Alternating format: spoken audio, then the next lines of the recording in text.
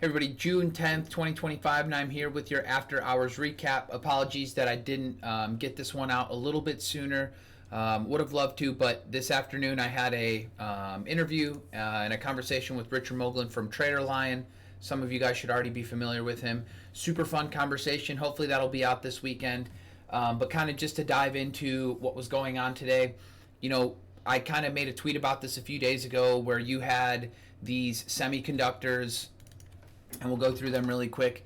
ASML, and if you kind of just zoom back on it, they all have the exact same chart pattern, right? Nice little push up, digestion, find support on the rising 20, LRCX effectively identical. Nice little push up, finding support on the rising 20, KLAC. Nice little move up, finding some support on the rising 20, and you can even kind of go down the line, right? TSM, fairly similar, nice little push up, just a nice little sideways digestion here, and then continuation. Even as much as AMD, right? Push up, finding some support on the rising 20, and it's some continuation. So I continue to see money flow into semiconductors. I think that that's super positive. Not anything that I would find myself to be negative on or in the market. And then, kind of as we dive a little bit deeper, these banking names, JP Morgan, nice little move up, sideways digestion against the rising 20. And then it's the same thing as we kind of go down the board. Goldman Sachs looks really nice. Morgan Stanley looks really nice. BK looks really nice. Bank of New York Mellon, I believe this is what they are. And then again, you just go down the board.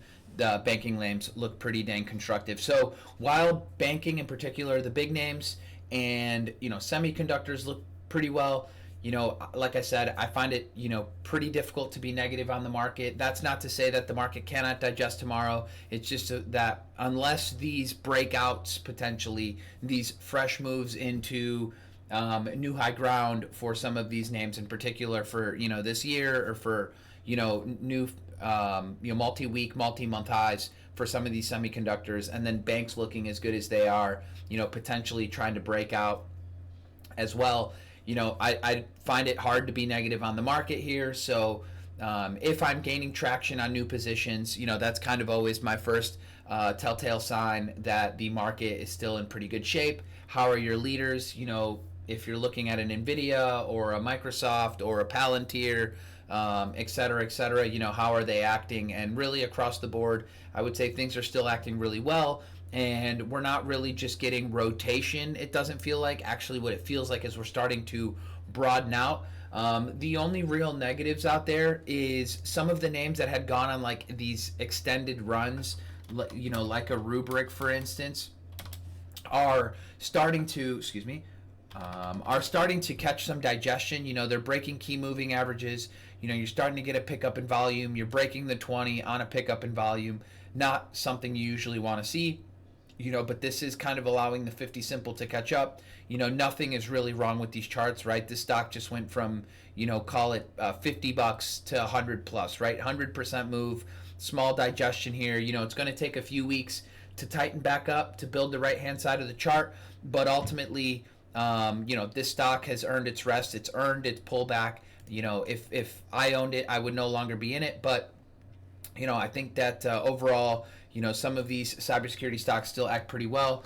Zscaler, kind of has earned its break, longer digestion, nothing wrong with it. And kind of as you go down the board, right, you could look at something like a Carvana, right? It's earned some of this longer digestion that may be coming. Nobody really knows. But again, pretty extended here, just kind of like this frozen rope. Would not be too surprised if some of these names kind of pause for a little bit longer. And then the same thing was true with these, energy generation names like a GEV. Again, effectively a frozen rope, breaks the 10 simple, pick up in volume right down to the 20. What happens tomorrow, I'm not entirely sure. But if you look down across the board, CEG had that meta news and then just kind of some follow through to the downside. VST as well, some follow through to the downside. And during pre-market prep, I was asked a little bit about, my thoughts on Oklo and NNE and SMR. And I basically said they're just way too extended from the 50. Despite this being a little consolidation here, I still believe that they're a bit extended from the 50. I would not be a buyer of any of these names personally. And SMR, same deal, right? You try to get a breakout and then just utter failure, closing effectively near the lows today. Do we digest a little bit further? That would be my guess. I still would not be a buyer if we start to turn back around in this name tomorrow. Again, still too extended from the 50. Definitely not a clean setup from here. And, not something that I would go plowing myself into. And then, again, also, if you kind of looked at the quantum stocks, your QUBT fills the gap, almost to the penny, and then just a utter failure today from that level. Still not a bad move off the lows, obviously, but not really much more that I would expect from those names. But again, I've been surprised plenty in this job. IONQ, another one where it's like, you kind of get to these highs and just a pure rejection, and then Rigetti, let's not forget the laggard of the group, hits its declining 10 and flattening 20 and just a rejection right at that level today. So, nothing too crazy from the speculative stocks. CoreWeave, continues to digest, I think, pretty well. Not, again, still extended here, not one that I would be going to buy as a new setup. And then obviously the one that ran with it most recently is this APLD, and just a bit of digestion off those highs. Nothing too negative, but just kind of waiting for the 20 and 50 simple to catch up. Bitcoin, obviously trying to push out a little bit more. MSTR acts a little bit better than a coin. I did own coin from the prior evening, and coin did stop me out today at the lows. Took some off right at yesterday's close, which is where my average was, and then ate the rest of it at the lows of the day. Finally let go of my Netflix. That was one that I really couldn't tolerate too much more below the 20. And I don't really know what's going to happen tomorrow with this one. Spotify, the one that kind of ran with it, is pulling back and digesting. So kind of everywhere that I look, in particular today, these names were digesting any stock that had gone on like this extended run. We did have some stocks that were acting well. Again, like I said, these other semiconductors that maybe people may not be paying attention to. Again, something like an MPWR, ASML, LRCX, KLAC, even an AMAT and an AMD. These are just acting well, trying to get over their 200, establish themselves over the 200, and then you've got your ASMLs of the world already well established above the 200, and a KLAC really chugging along here nicely. So nice to see from some of these stocks. Semiconductors and banks continue to act well. Like I said, I don't know how I could be negative on the market when two of the biggest groups in the S&P 500 are going to potentially continue to act well. Unless these turn into somewhat of failed breakouts, then I would maybe change my tune. But, some of these names have earned the right to just digest, and a Palantir, for instance, is doing just that. It's just digesting, and, that 133.5 level is going to be pretty important going into tomorrow. 133.5 was effectively 514's high.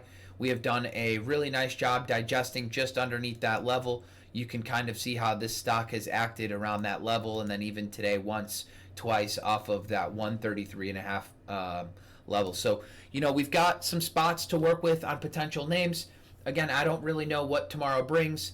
I did end up reducing, again, my Netflix is completely gone. Reduce some more TMDX because we got a little bit extended from the 50. TEM, which is a recent buy, continues to act pretty well here. Broke out over yesterday's highs.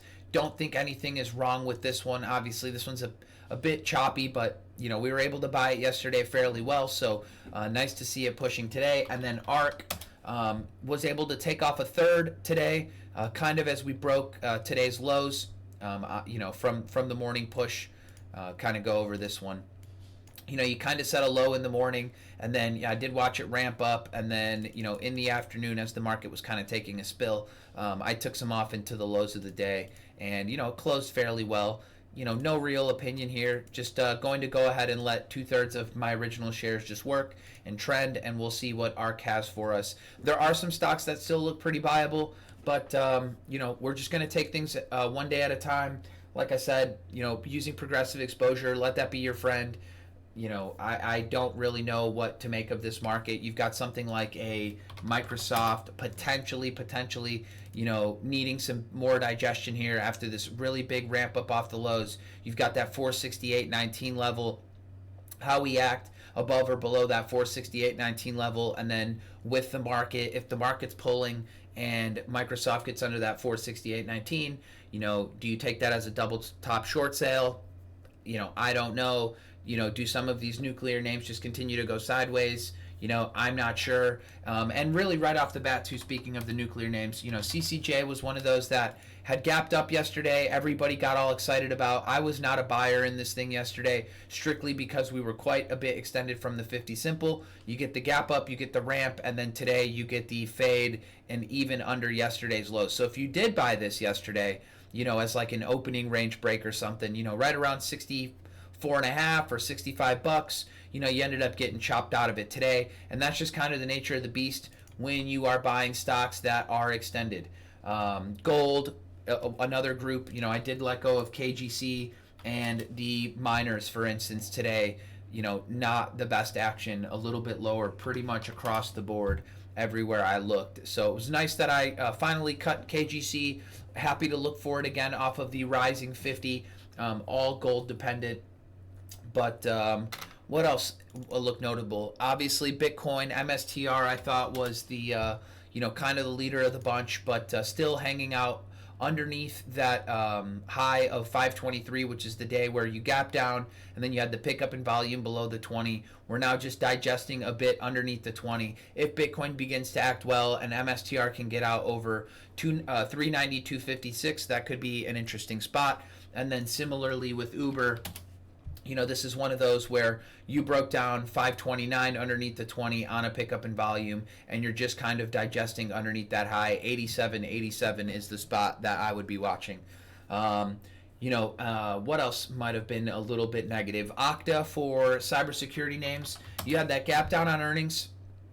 You had the high volume close, 105.23. You had really, really nice digestion. You had a breakdown yesterday right from that high volume close level and then continuation lower. Not necessarily a positive for the cybersecurity group. Obviously, Rubrik's in the middle of digesting. Crowd's just been chopping around. PanW goes absolutely nowhere. Net got incredibly extended, still kind of is extended here, quite a bit. So, cybersecurity for me is, again, a group that is going to just be on pause for a minute. This has a cup.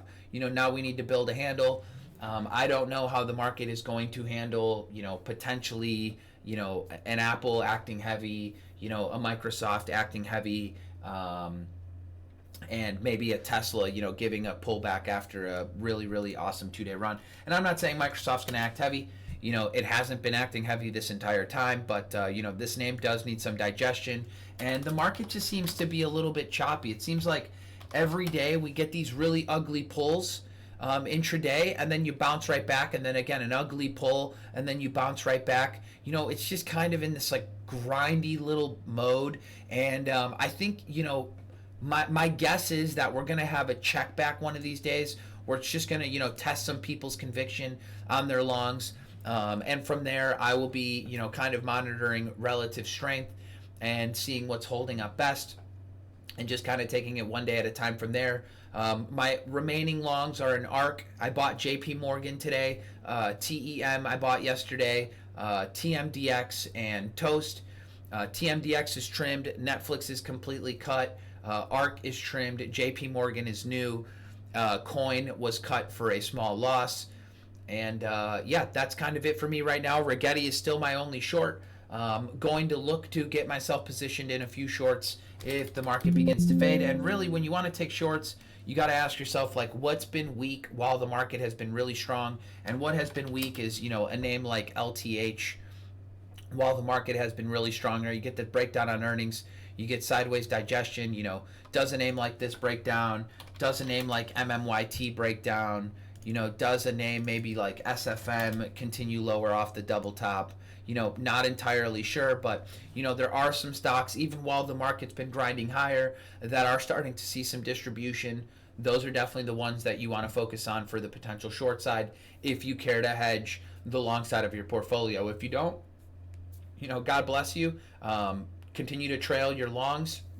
I personally don't mind playing both sides, but if you're going to go ahead and tackle a short, just try to focus on the ones that have been a little bit more laggy, or where you have a spot, where you can manage risk from, for instance, like on a Microsoft, using that 468.19 level.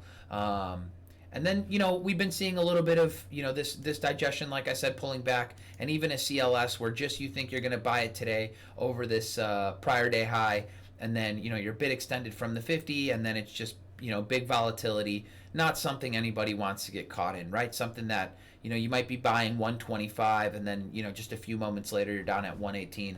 That's not very comfortable, and it doesn't allow you to buy size or to have conviction. So just make sure that you're not buying anything extended from the 50.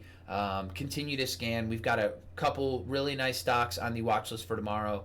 And with that, I look forward to seeing you guys bright and early in the morning. Cheers.